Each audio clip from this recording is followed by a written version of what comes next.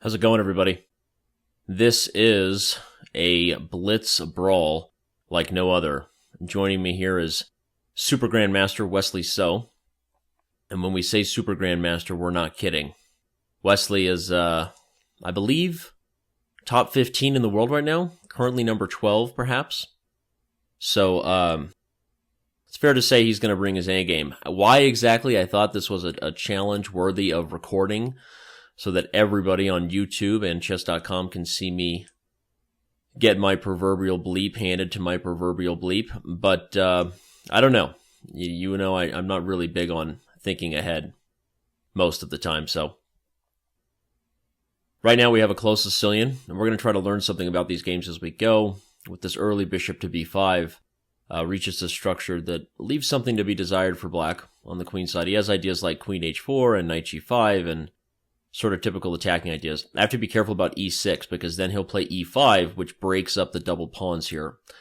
So, what exactly should the right plan be? I'd like to get c4 at some point to perhaps undouble the pawns. And I know that he'll likely play b3 soon because his queen defends the knight, so there's no tactics here. So, So I'm not exactly sure what the proper plan is. I'm going to play a move that's sort of random but potentially annoying. A little bit of a sore throat I've been fighting this week. So my voice is a little bit off. Now he's going to play b3. Exactly. Precisely. And it's not a very fun position for me on a positional level. I even want to play c4 at some point just to sack the pawn, so I can create counterplay. c4 and then c5, especially if I can get the rook to b2. This will be how I play. I need to speed up, obviously. I'm playing one of the fastest, best calculators in the world. I don't expect to really win more than... I don't know that I expect to win any games, honestly. But this is going to be fun. And so this is a live session special here. And we will see what grandmasters of this caliber are all about. He takes with the d pawn, anticipating my rook would come to b2. The e4 pawn here is now potentially weak. That's one of the points I'd like to hope for. But the queen is looking more and more awkward, isn't she? Yeah, she really is. It's not looking too pretty for her. If I play c5 to open up the diagonals, then the knight gets d5. I'm going to try to bring the queen back slowly. I do have the bishop pair. And this is a 3-2 game. We are playing a 3-2 time control, which is the newest, most awesomest time control added to Chess.com. It's 3 minutes with a 2-second increment. It's the World FIDE Blitz time control, the standard time control. So let's see. He wants e5. This really does not feel great. Right now, it certainly does not feel great. I'd like to get my queen over to g4. If I took the queens off the board, I'd actually have pretty decent chances in the endgame with the bishop pair and flexible pawn structure, but queen d7 is met by e5. So I don't know, I have to play faster. I'm going to play faster, and if this turns into a slaughter of a game, it turns into a slaughter of a game. And then we play again, don't we? We roll the dice. That's what it's all about. Yeah, he's going to take it. He wants to shake and bake it. He's going to move that knight from f3 and create some damage on f6. I'm aware. I'm aware of exactly what you're trying to do to me. I was hoping that I had this move and that you couldn't skewer my rooks right away with bishop f4. I know he wants to maybe on the dark squares, and he has plenty of compensation. But survive is what I do. I'm drinking 2 bags of mint tea out of my Honey Badger Don't Care cup today. That's right. That's how you know I'm bringing my A game. Not kidding around when you get that Honey Badger cup going. Ah, wait a second. Do I have queen h4? No, I do not. There's nothing to it. I blew it. Let's move it, baby. We need to pick up the speed. I'm not sure that exchange sack was actually so great for him, to be totally honest. Ah, here he comes with knight e4. I did not see that coming. Owie. Owie, owie, owie. I play rook f5, which sort of defends it, because if knight f6, I would take it. But then he has this move. But I guess I have to take on f4, huh? And now he's going to put the pony on f6. And it's not going to feel great. It's not over yet, though. It's Blitz. Maybe I can play c5 and put the bishop on b7 and get some diagonal action going. Sometimes you got to work it on the diagonal. No diggity. You know what I mean? Your bishop is like a ninja, stealthy, finding attacking opportunities. Rook to d4. Ah, wait. No, that wasn't so great. I have to take here. He's going to give a little double check, a little tickle. Owie. Oh, I could have played. No, I couldn't.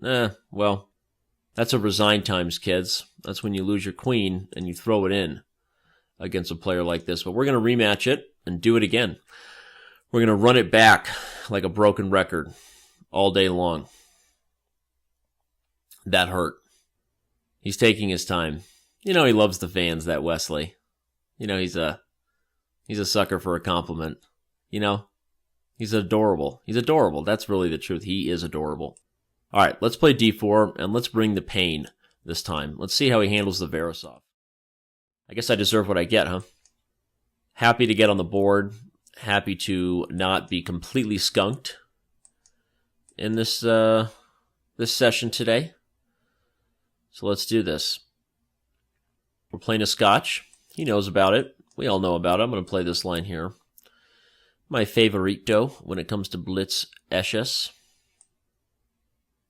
Esches in honor of FIDE, the Olympiad. If you're missing Olympiad coverage, you can find it on Chess.com. All kinds of great hosts every morning in the Pacific, morning on the East Coast, and early afternoon if you're in Europe. And if you're in Russia, I guess mid-afternoon, evening. And if you're further east, it's probably closer to midnight. But I'm not a scientist. I did stay at a Holiday Inn Express last night. That's all I got. This is a typical kind of transition. It's a tough one to make if you don't have it prepared, because you're giving up the bishop pair and, you know, visually sort of weakening your structure here. But this is good for white, because the point is the C file is really important for putting pressure on black's weaknesses. And, you know, this is sort of typical. I've played this way before. I put the bishop on f2. I'm going to bring the other rook to c1 and target the c5 pawn. We've seen this before. Queen to d5. I can even play something like queen f3, and if takes, he takes on d3. It's just not ideal. He's going to play h4 and then bring the rook up to g6, and it's not going to be super fun. So I'm going to take some prophylactic measures, which is to get my rook over to g1.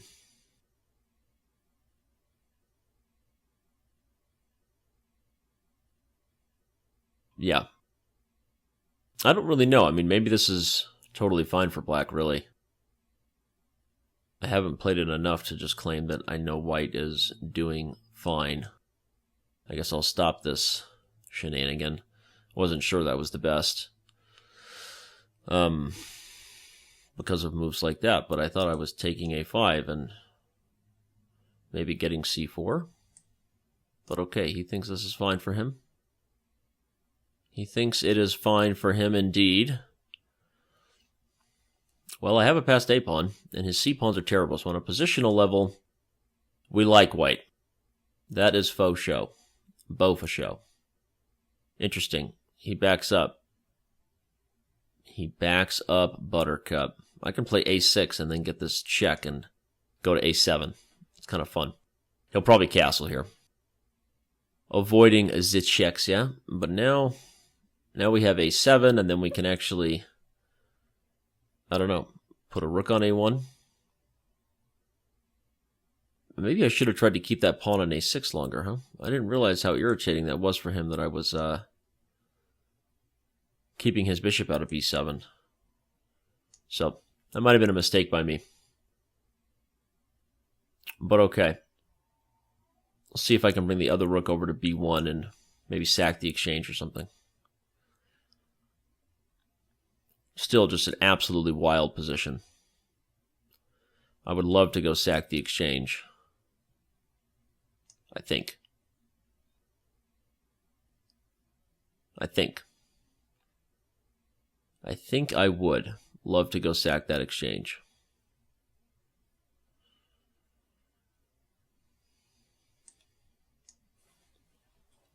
Let's do it.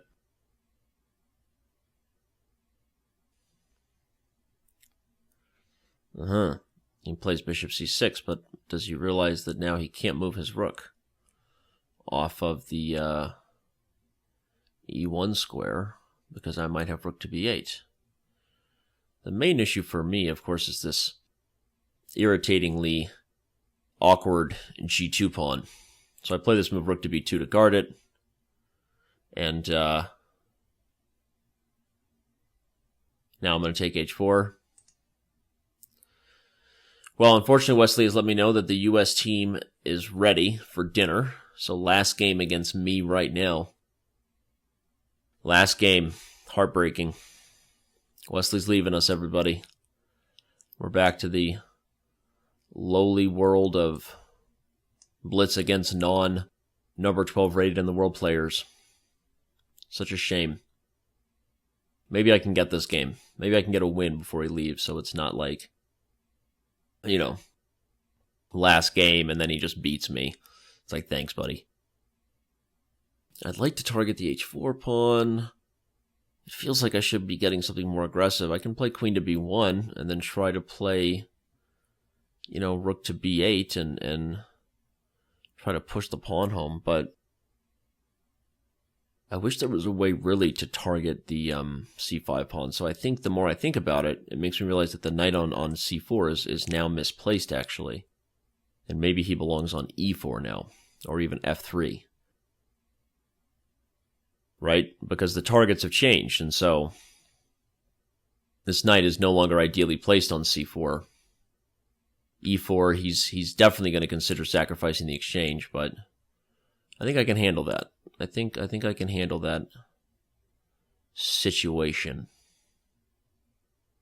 The other move I might play actually is just queen to f3. Just offer the queen trade, right? Okay, let's go guard g2. And if he plays bishop d7, I'll play queen f3. Ah. Owie. Owie. What are you doing? Darn it. Man. Alright, if I play knight to c4, I guess I'm still holding on for dear life. I would love if there was something else, like rook takes c5, queen c5, knight e4 with a discovery. Wait, if rook takes c5, he takes, I can take his rook. If he takes on g2, I take, he takes the queen, I take. In the end, I'm up a piece, right? So I can do this.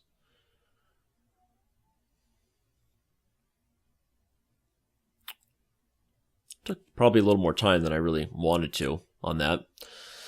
But, you know, he played this instinctive tactic, but I don't think it works.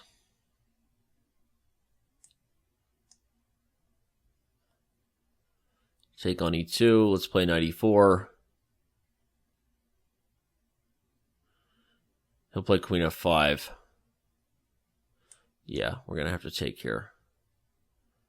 And I know the f-pawn is not so much fun. But if he takes that way, I thought I'd have this check maybe.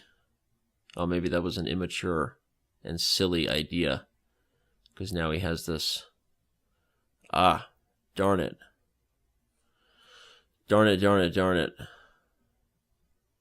guess I can take here. And then play bishop to g3.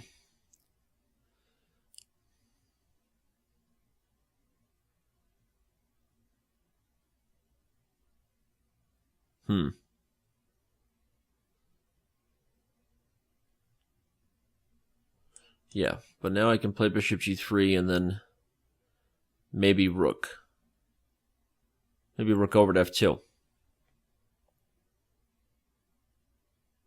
Ah, he wants a queen trade. I get it. But I don't. I don't want this. I would love to play queen to c5, but no.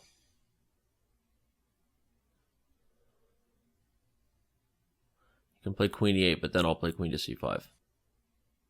Not a lot of time here. Not a lot of time for anybody, though. He doesn't have a lot of time either. Now I can play rook f2. Aha. But now what? Bring the queen back. Attack the d5 bishop.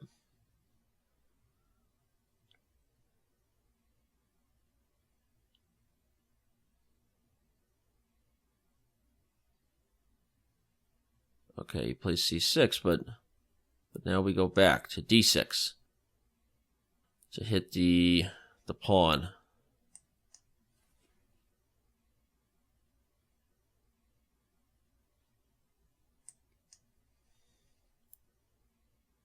Gotta be something now, right? Yeah, baby. He's falling apart. It's gonna be mate.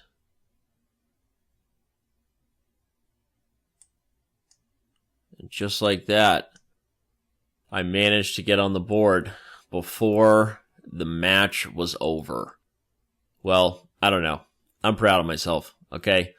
Finally managed to win a game. But not the best play from Wesley this last game here. This line in the scotch, little tricky, but I think I need to look more into this right here, because this whole h5 idea where the queen sits on d5, and normally there's also this sort of aggressive rook lift that's possible, is another way that black can play. I think Robert Hess actually played that way against me. I think it was Hess. But okay, I think he lost his way when he started this sort of queenside plan with a5 and rook b8. I think that black needs to be more aggressive with the tying down white's pieces here first. Castling isn't ideal, but okay. You know what? It was an epic match, an epic day. We learned something from mostly Wesley beating me down, but we thank the number 12 in the world, soon to be number 2 player under the U.S. flag, changing his federation, so he will be right behind Hikaru Nakamura. And Wesley is a regular. He's played in death matches before. You can actually see him playing in a death match in October against Hikaru Nakamura. So it's U.S. number 1 and 2. We are so excited for that match. October 4th. Mark it down. Chess.com TV coverage.